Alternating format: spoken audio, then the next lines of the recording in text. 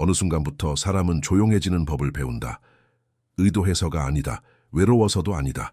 그저 예전만큼 모든 소리에 반응하지 않게 될 뿐이다. 아침에 눈을 뜨고 창밖을 바라볼 때 예전에는 스쳐 지나가던 생각들이 이제는 한동안 머문다. 오늘은 누구를 만나야 하지? 보다는 오늘은 굳이 누구를 만나지 않아도 되는가? 이 질문이 처음 떠올랐을 때 많은 사람들은 당황한다. 혹시 내가 냉정해진 것은 아닐까? 사람에 대한 애정이 사라진 건 아닐까? 하지만 이 변화는 마음이 다쳐서 생기는 것이 아니다.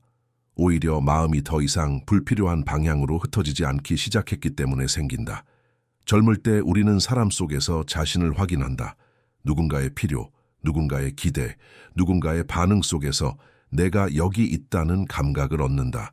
그러나 나이가 들면 그 감각이 서서히 힘을 잃는다. 사람이 있어도 완전히 채워지지 않고 사람이 없다고 해서 완전히 무너지지도 않는다. 이 애매한 상태, 꽉 차지도 텅 비지도 않은 이 느낌이 바로 많은 사람들이 노년의 시작에서 느끼는 감정이다. 그래서 어떤 이는 말한다. 요즘은 그냥 사람이 귀찮다. 하지만 진짜 이유는 다르다. 귀찮음이 아니라 중심의 이동이다. 삶이 조용히 방향을 틀 때 우리는 그 변화를 외로움으로 오해하곤 한다. 이 영상은 그 오해에서부터 출발한다. 사람이 줄어들어서가 아니라 사람에 기대지 않아도 삶이 유지되기 시작하는 지점. 노년기에 정말로 필요한 것은 사람의 수가 아니라 내면을 지탱하는 어떤 것들이다. 그리고 그 어떤 것들은 아무도 명확히 설명해 주지 않았다. 지금부터 우리는 그 조용한 전환의 문턱을 천천히 서두르지 않고 함께 걸어가려 한다. 나이가 들면 사람이 줄어드는 것보다 더 낯선 경험을 하게 된다. 사람이 있는데도 마음이 채워지지 않는 순간이다. 가족과 함께 식탁에 앉아 있어도 오랜 친구와 통화를 마쳐도 어딘가 비어있는 느낌이 남는다. 이 공허함 때문에 많은 사람들은 스스로를 의심한다. 내가 변한 걸까? 사람을 사랑할 능력이 줄어든 건 아닐까? 하지만 이 감정은 정서적 결핍에서 오는 것이 아니다. 오히려 오래 유지해온 긴장이 서서히 풀릴 때 나타나는 현상에 가깝다. 젊을 때의 관계는 대부분 필요 위에 세워진다. 서로가 서로에게 어떤 역할을 해주기 때문에 연결된다. 부모는 부모의 자리를 지켜야 했고 자식은 기대에 응답해야 했으며 배우자는 버팀목이 되어야 했다. 이 구조 안에서 사람은 끊임없이 자신의 위치를 점검한다. 나는 아직 필요한가? 나는 여전히 의미 있는 존재인가? 이 질문을 오래 붙잡고 살면 관계는 사랑이 아니라 유지해야 할 구조가 된다. 그리고 나이가 들수록 그 구조는 점점 무거워진다. 몸이 지쳐서가 아니다. 마음이 더 이상 그 긴장을 감당하지 않으려 하기 때문이다. 그래서 관계가 사라져서 아픈 것이 아니라 관계 안에서 자신을 계속 조정해온 시간이 한꺼번에 느껴진다. 이때 많은 사람들은 관계를 더 붙잡으려 한다. 더 자주 연락하고 더 애쓰고 더 필요한 사람이 되려고 한다. 하지만 이 노력은 공허함을 채우지 못한다. 오히려 더 깊게 만든다. 왜냐하면 이 시기의 공허함은 사람으로 채워야 할 자리가 아니라 사람에게서 물러나야 보이는 자리이기 때문이다. 이 공백은 무언가가 부족하다는 신호가 아니라 삶이 다른 중심을 요구하고 있다는 신호다. 그래서 이 시점은 관계를 끊는 시기가 아니라 관계를 중심에서 내려놓는 시기다. 여기서부터 삶은 묻기 시작한다. 이제는 누구와 함께 있느냐보다 어디에 서 있느냐가 더 중요한 건 아닐까. 이 전환의 지점에서 사람이 가장 먼저 마주하게 되는 것은 외로움이 아니라 불안이다. 아무도 없어서가 아니다. 오히려 혼자 있는 시간이 늘어나면서 그동안 피하고 있던 자기 자신과 마주하게 되기 때문이다. 젊을 때 우리는 혼자 있는 시간을 비는 시간으로 여긴다. 무언가를 채워야 하고 누군가와 연결되어야 의미가 있다고 배운다. 그래서 가만히 앉아 있으면 괜히 마음이 불안해진다. 핸드폰을 들여다보고 쓸데없는 생각을 하고 소음을 만들어낸다. 하지만 나이가 들수록 이 방식은 더 이상 통하지 않는다. 아무것도 하지 않고 있을 때 자기 자신과 함께 조용히 머무를 수 있는가?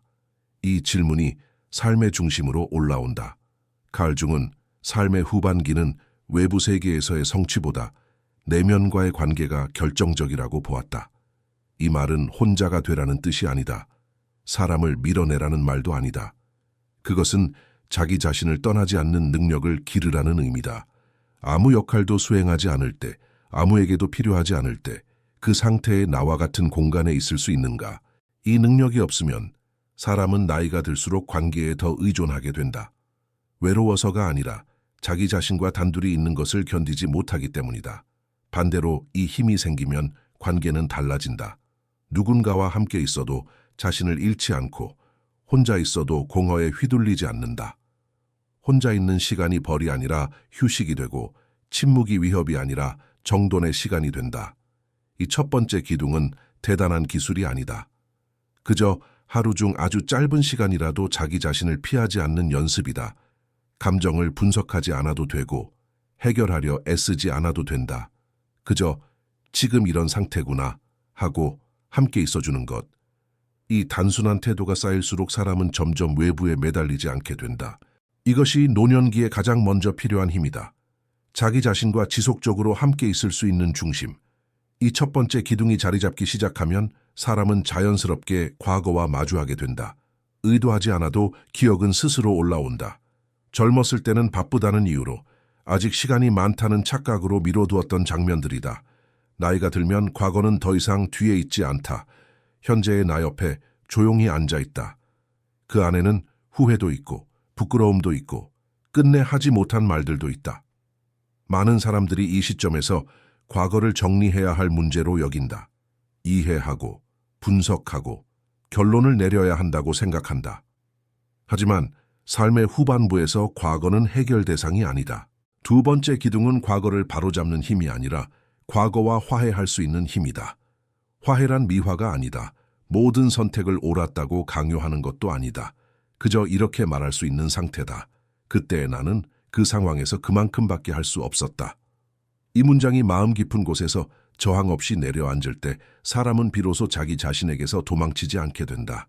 과거를 계속 비난하는 사람은 현재에서도 스스로를 몰아붙인다. 아직도 더 잘해야 한다고, 아직도 부족하다고 말한다. 반대로 과거를 애써 덮어두는 사람은 이유 없는 불안을 안고 산다. 설명되지 않는 긴장과 막연한 초조함이 삶의 바탕에 깔린다. 과거는 없애야 할 짐이 아니라 통합되어야 할 일부다. 그때의 나, 지금의 나, 그리고 앞으로 더 늙어갈 내가 한 사람 안에서 서로 싸우지 않는 상태. 그 상태가 되면 에너지가 더 이상 내부 갈등에 소모되지 않는다. 삶은 조금 느려지지만 훨씬 덜 피곤해진다. 이것이 두 번째 기둥이다. 자기 삶 전체를 부정하지 않고 함께 데리고 갈 수 있는 힘. 어느 순간부터 사람은 더 이상 새로운 목표를 세우지 않게 된다. 이유는 단순하다. 이미 많은 것을 이루었기 때문이다. 일을 해냈고 역할을 다했고 책임을 감당했다. 젊을 때는 성취가 삶의 방향을 정해주었다. 다음 단계가 있었고 도달해야 할 지점이 있었으며 비교할 대상도 분명했다. 하지만 나이가 들면 그 구조가 서서히 무너진다. 더 올라갈 곳이 없어서가 아니다. 올라가는 방식 자체가 더 이상 마음을 움직이지 않기 때문이다. 이때 사람은 묘한 공허를 느낀다. 아무 문제도 없는 것 같은데 삶이 조금 밋밋해진다. 바쁘지 않은데 마음이 가볍지도 않다. 많은 이들이 이 공백을 두려워한다. 그래서 다시 무언가를 채우려 한다. 새로운 일, 새로운 목표, 새로운 책임. 하지만 이 시기의 공허는 채워야 할 구멍이 아니다. 방향이 바뀌고 있다는 신호다. 젊을 때의 의미는 대부분 무엇을 했는가에 있었다. 결과가 곧 가치였고 성과가 곧 존재의 증명이었다. 그러나 삶의 후반부에서 의미는 다른 질문에서 시작된다. 아무것도 증명하지 않아도 나는 여기에 있어도 되는가? 이 질문에 조급함 없이 머물 수 있을 때 사람은 세 번째 기둥을 세우기 시작한다. 이 기둥은 외부의 인정에 기대지 않는다. 칭찬, 평가, 필요성에 삶의 무게를 맡기지 않는다. 그래서 처음에는 이 상태가 낯설고 불안하다. 아무도 나를 찾지 않는 하루, 성과로 설명되지 않는 시간, 누군가에게 필요하지 않은 나. 하지만 이 시간을 견디기 시작하면 놀라운 변화가 일어난다. 삶이 단순해진다. 적어지지만 선명해진다. 줄어들지만 흔들리지 않는다. 이제 의미는 무언가를 해서 생기는 것이 아니라 존재하는 방식에서 자연스럽게 생긴다. 아침 햇빛을 느끼는 감각, 아무 말 없이 앉아있는 시간, 누군가를 설득하지 않아도 되는 대화. 이 모든 것이 이전에는 중요하지 않던 것들이었지만 이제는 삶의 중심이 된다. 이 세 번째 기둥이 세워지면 사람은 더 이상 자식의 성공으로 자신을 설명하지 않고 관계의 지속으로 가치를 확인하지 않는다. 의미가 외부에 있지 않다는 것을 몸으로 알게 되었기 때문이다. 이것이 세 번째 기둥이다. 인정받지 않아도 무너지지 않는 내적 의미의 축. 마지막 기둥은 가장 늦게 찾아오고 가장 오래 거부되는 것이다. 끝에 대한 인식. 죽음이라는 단어가 아니라 되돌릴 수 없다는 사실에 대한 자각이다.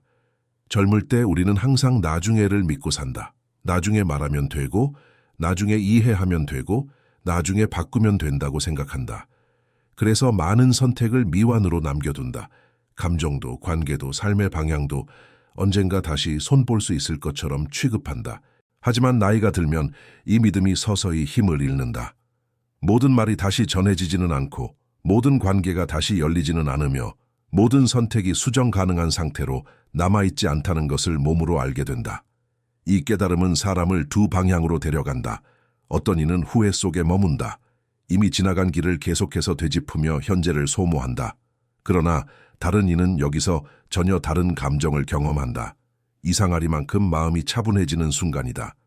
왜냐하면 되돌릴 수 없다는 사실을 받아들이는 순간 삶에서 해야 할 선택이 급격히 줄어들기 때문이다. 모든 관계를 유지할 필요도 없고, 모든 오해를 풀 필요도 없고, 모든 가능성을 살릴 필요도 없다. 시간이 유한하다는 인식은 절망을 낳기보다 선별의 능력을 만들어낸다. 그래서 이 단계에 이른 사람은 말수가 줄어든다. 감정이 단순해진다. 선택이 조용해진다. 더 이상 모든 일에 반응하지 않고 모든 요청에 응답하지 않으며 모든 기대를 감당하지 않는다. 이것은 체념이 아니다. 삶을 더 이상 흩어쓰지 않겠다는 결정이다. 끝이 있다는 사실을 밀어내지 않을 때 삶은 오히려 더 또렷한 윤곽을 가진다. 무엇이 중요한지, 무엇은 이제 놓아도 되는지가 자연스럽게 구분된다. 이 네 번째 기둥이 자리 잡으면 사람은 더 이상 누군가의 곁에 있어야만 자신이 살아있다고 느끼지 않는다. 혼자 있어도 공허하지 않고 함께 있어도 매달리지 않는다. 삶은 숫자나 결과가 아니라 지금 이 순간을 어떤 태도로 통과하고 있는가로 자신을 평가받게 된다. 이 네 가지 기둥은 각각 따로 작동하지 않는다. 어느 순간부터 서로를 지탱하며 하나의 중심을 만든다. 자기 자신과 함께 있을 수 있는 힘, 과거와 싸우지 않는 태도, 인정 없이도 유지되는 의미, 되돌릴 수 없음을 받아들이는 평온. 이것들이 한 사람 안에서 충돌하지 않게 될 때 삶은 조용히 안정된다. 이 안정은 행복과는 조금 다르다. 들뜸도 없고 극적인 변화도 없다. 오히려 이렇게 느껴진다. 이제는 굳이 애쓰지 않아도 되는구나. 아침에 눈을 떴을 때 하루를 증명해야 한다는 압박이 줄어든다. 누군가에게 설명할 말이 없어도 불안하지 않다. 감정은 여전히 오르내리지만 그 감정에 끌려다니지 않는다. 슬프면 슬픈 채로 두고 기쁘면 기쁜 채로 보낸다. 이 통합의 단계에서 사람은 처음으로 자기 삶을 밖에서 보지 않게 된다. 비교하지 않고 평가하지 않고 이 나이에 이래도 되나? 라는 질문을 덜 하게 된다. 대신 이런 질문이 남는다. 지금의 이 리듬이 나에게 맞는가? 관계도 이 리듬에 맞춰 정리된다. 억지로 이어가던 인연은 자연스럽게 멀어지고 침묵 속에서도 편안한 관계는 조용히 남는다. 이것은 선택이 아니라 결과에 가깝다. 내면이 단단해지면 삶은 굳이 정리하지 않아도 스스로 정돈된다. 이 단계에 이르면 사람은 더 이상 자신을 설계하지 않는다. 계획하지도 않는다. 그저 지금의 자신을 존중하는 태도로 하루를 통과한다. 그리고 놀랍게도 이 태도가 삶 전체를 가장 안정적으로 지탱한다. 이 단계에 이르면 삶은 눈에 띄게 조용해진다. 해야 할 말이 줄어들고 설명해야 할 이유가 사라지며 변명할 필요도 거의 없다. 이 고요를 많은 사람들은 오해한다. 무기력, 의욕 상실 혹은 삶의 후퇴라고 생각한다. 하지만 이 고요는 비어 있음이 아니라 정돈된 상태에 가깝다. 소리가 사라진 것이 아니라 불필요한 소음이 멈춘 것이다. 예전에는 작은 일에도 마음이 흔들렸다. 누군가의 말, 사소한 오해, 지나가는 평가 하나에도 감정이 크게 반응했다. 지금은 다르다. 그 말이 정말로 내 삶을 건드리는 것인지, 아니면 그저 스쳐가도 되는 소리인지를 구분할 수 있게 된다.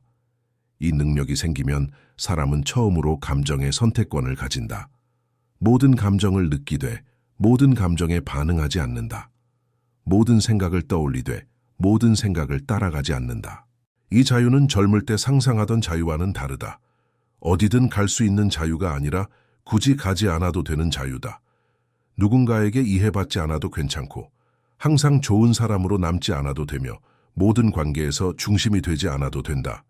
이 고요 속에서 사람은 처음으로 자기 삶의 경계를 명확히 느낀다. 여기까지는 나의 몫이고 그 너머는 타인의 삶이라는 감각. 이 경계가 분명해질수록 관계는 차분해지고 갈등은 줄어든다. 왜냐하면 더 이상 자기 자신을 증명하기 위해 관계를 사용하지 않기 때문이다. 이 단계에서의 자유는 소리 없이 자란다. 눈에 띄지 않고 자랑할 수 없고 말로 설명하기도 어렵다. 하지만 이 자유를 가진 사람은 안다. 이제는 누군가의 곁에 있어도 자신을 잃지 않고 혼자 있어도 자신을 부정하지 않는다는 것을. 이제 다시 처음의 질문 앞에 서게 된다. 나이가 들면 정말로 사람은 덜 필요해지는 걸까? 이 질문은 찬반으로 나뉠 문제가 아니다. 맞다거나 틀리다고 정리할 수도 없다. 왜냐하면 이 질문의 진짜 의미는 사람의 수에 대한 것이 아니라 사람에게 기대는 방식에 대한 것이기 때문이다. 젊을 때 우리는 관계 안에서 숨을 쉰다. 누군가의 반응이 있어야 내 감정이 확인되고 누군가의 필요가 있어야 내 존재가 분명해진다. 하지만 지금의 당신은 이미 충분히 많은 관계를 지나왔다. 기대가 어떻게 부담이 되는지 알고 사랑이 언제 의무로 변하는지도 안다. 그래서 더 이상 사람을 통해 자신을 완성하려 하지 않는다. 이것은 냉소가 아니다. 실망의 결과도 아니다. 오히려 삶에 대한 정확한 이해에 가깝다. 사람은 여전히 소중하다. 대화도 온기도 함께 웃는 시간도 여전히 의미 있다. 다만 이제는 그 모든 것이 없으면 무너지는 조건이 아니라 있으면 더 풍요로워지는 선택이 된다. 이 차이는 작아 보이지만 삶의 무게를 완전히 바꾼다.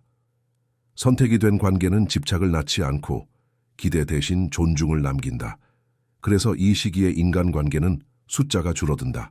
하지만 깊이는 늘어난다. 많이 말하지 않아도 통하는 사람, 설명하지 않아도 이해되는 침묵, 함께 있어도 서로의 삶을 침범하지 않는 거리. 이런 관계는 젊을 때는 만들기 어렵다. 내면이 아직 외부에 기대고 있기 때문이다. 하지만 지금의 당신은 이미 안다. 관계의 진짜 안정은 상대에게서 오는 것이 아니라 자기 안의 중심에서 시작된다는 것을. 그래서 이제 사람을 잃을까 두려워하지 않고 혼자가 될까 겁내지도 않는다. 필요 이상으로 붙잡지 않고 필요 이상으로 밀어내지도 않는다. 그저 자연스럽게 남고 자연스럽게 흘려보낸다. 이것이 노년기에 도달하는 관계의 형태다. 여기까지 왔다면 이제 더 이상 무언가를 이해하려 애쓰지 않아도 된다. 이 여정은 지식을 쌓기 위한 것이 아니었고 정답을 찾기 위한 것도 아니었다. 그저 이미 당신 안에서 천천히 형성되고 있던 변화를 말로 따라온 것에 가깝다. 노년의 삶은 새로운 것을 얻는 시기가 아니라 불필요한 것을 내려놓는 시기다. 관계도 그렇고 기대도 그렇고 스스로에게 씌워왔던 수많은 기준도 그렇다. 그래서 마지막에 남는 것은 의외로 단순하다. 누군가에게 인정받지 않아도 되는 하루, 아무 역할도 수행하지 않아도 되는 시간, 자기 자신을 설명하지 않아도 되는 상태. 이 고요는 외로움과 닮아 있지만 본질은 전혀 다르다. 외로움은 무언가가 없어서 생기지만 이 고요는 이미 충분하기 때문에 찾아온다. 이제 당신은 사람을 필요로 하지 않아서가 아니라 사람 없이도 자신을 지킬 수 있기 때문에 이 자리에 와 있다. 그래서 관계는 더 이상 버팀목이 아니다. 동행이 된다. 함께 걸어도 좋고 혼자 서 있어도 괜찮은 상태. 이 지점에 이르면 삶은 더 이상 증명할 것이 없다. 잘 살았는지 옳게 살았는지 성공했는지를 묻지 않는다.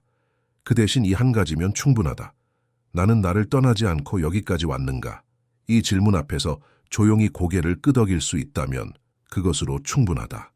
오늘은 여기까지다. 이후의 시간은 말보다 침묵 속에서 더 깊어질 것이다. 이제 영상이 끝나갈 즈음 아마도 당신은 무언가를 얻었다기보다 무언가를 내려놓은 느낌에 더 가깝게 이 자리에 와 있을 것이다. 정리된 결론, 명확한 지침, 지금 당장 실행해야 할 목록이 남아있지 않을 수도 있다. 그리고 그 상태가 바로 이 여정의 의도다. 삶의 후반부에서 중요한 것들은 대부분 설명으로 전달되지 않는다. 오히려 말이 멈추었을 때, 생각이 잠잠해졌을 때 비로소 제자리를 찾는다. 어쩌면 이 영상이 끝난 뒤 당신은 아무 변화도 느끼지 못할 수 있다. 하루는 그대로 흘러가고 관계도 환경도 갑자기 달라지지 않는다. 하지만 어떤 변화는 소리 없이 시작된다. 예전 같으면 괜히 연락했을 순간에 연락하지 않게 되고, 설명하던 말 대신 침묵을 선택하게 되고, 억지로 맞추던 약속을 조용히 내려놓게 된다. 그 작은 선택들 속에서 당신은 이미 다르게 살기 시작하고 있다. 노년의 성숙은 새로운 사람이 되는 것이 아니다. 이미 지나온 자신을 더 이상 부정하지 않는 상태에 가깝다. 그래서 이 길에는 성공도 실패도 없다. 잘함과 못함도 없다. 그저 자기 삶과 덜 싸우게 될 뿐이다. 만약 지금 이 영상을 보고 있는 당신이 이상하게도 조금 편안해졌다면 그것으로 충분하다. 이 영상은 당신을 설득하려 하지 않았다. 다만 당신 안에 이미 있던 고요한 방향을 잠시 비춰주었을 뿐이다. 이후의 시간은 각자의 속도로 각자의 침묵 속에서 이어지면 된다. 아마도 이 영상이 끝난 뒤 당신은 바로 일어나 무언가를 하지는 않을 것이다. 잠시 그대로 앉아 있거나 화면을 끈 채 아무 생각 없이 주변을 바라볼지도 모른다. 그 시간은 비어있는 시간이 아니다. 그동안 너무 많은 말과 생각으로 채워져 있던 공간이 잠시 숨을 쉬는 순간이다. 사람은 평생 무언가를 붙잡고 살아간다. 사람 역할, 관계, 의미, 기대, 그리고 나이가 들수록 붙잡고 있는 것의 무게가 점점 더 또렷해진다. 그래서 어느 순간 삶은 이렇게 묻는다. 이제는 무엇을 놓아도 되는가? 이 질문에 바로 답할 필요는 없다. 답을 찾으려 애쓸수록 오히려 멀어진다. 대신 하루하루의 선택이 조금씩 달라진다. 굳이 하지 않아도 되는 말은 하지 않게 되고, 설명하지 않아도 되는 감정은 그대로 두게 된다. 누군가를 실망시킬까봐 자신을 먼저 버리던 습관이 서서히 느슨해진다. 이 변화는 눈에 띄지 않는다. 주변 사람들도 당장 알아차리지 못한다.